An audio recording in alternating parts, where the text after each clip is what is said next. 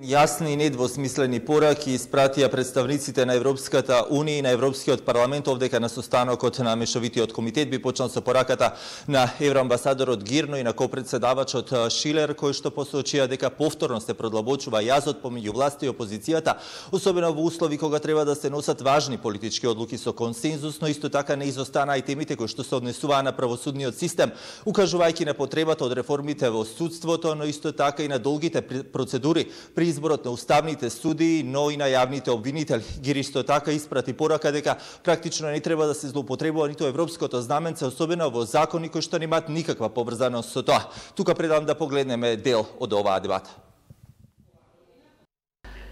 И покрај политичките залажби од двете страни, иднината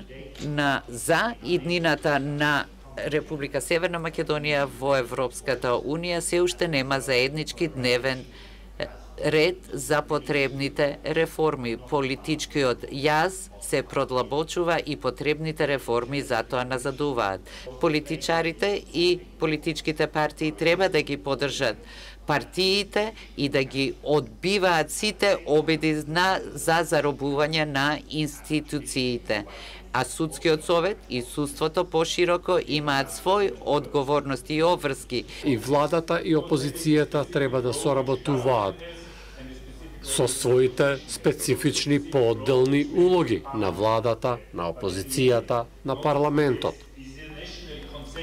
Да не забораваме, работите на национален консензус и ние сакаме да соработуваме со вас тука. Постои силна поддршка од страна на Европскиот парламент. Гледаме дека Северна Македонија е усогласена со надворешната политика на ЕУ во однос на руската агресија во Украина. Ја нагласувам и позитивната улога на Северна Македонија како претседавач со ОПСЕ. Тоа уште еднаш ја покажува меѓународната посветеност.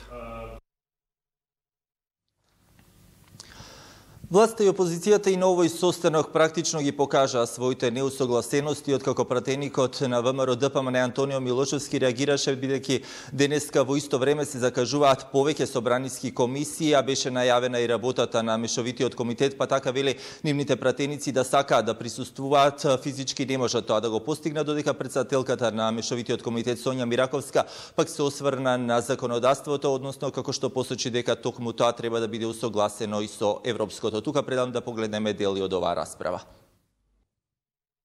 Денес за прв пат се случува во исто време да имаме закажан Мешовит парламентарен комитет и имаме закажано за пола час од сега Комисија за европски прашања. И каде треба да учествуваме побрзо. Што е поважно за евроинтеграциите? Мешовитиот парламентарен комитет, каде што ќе дискутираме за перспективата на Македонија кон Европа, или Комисијата за европски прашања, каде што се злоупотребува европското знаменце, за да се покрие високата корупција содржана во тајниот договор со Бехтел и Енка, кој што е спротивен на одредбите од стабилизацијата и асоциација, договор кој што Македонија го има со ЕУ.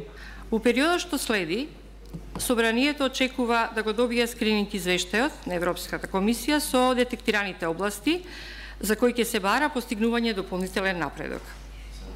Предвидено е истите да се преточат во патоказ по кој Собранието ќе може да ги презема неопходните реформски чекори и да пристапи кон нивна реализација.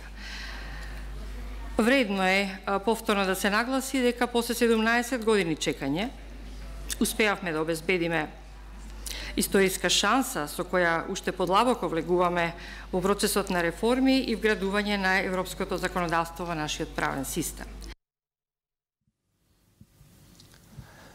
Иако на состанокот се очекуваше да се појават и бугарските европратеници Џамбаски и Јорданов, сепак на овој работен состанок Џамбаски не се појави, а присутен беше само европратеникот од Бугарија Јорданов. Инаку на оваа работна средба претходеше и Комитетот за уставни прашања, но тоа беа повеќе средби кои што беа од затворен тип, кои што европратениците ги има со собранискиот спикер Џафери и со координаторите на пратеничките